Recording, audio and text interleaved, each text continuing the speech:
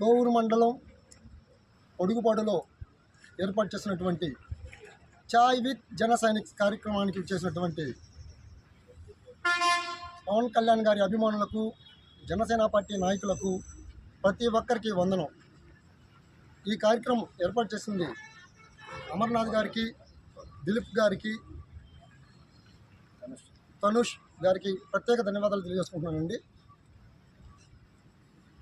కోవూరు నియోజకవర్గంలో చాయ్ విత్ జన సైనిక్ కార్యక్రమం చాలా దిగ్విజయంగా ముందుకెళ్తుందండి.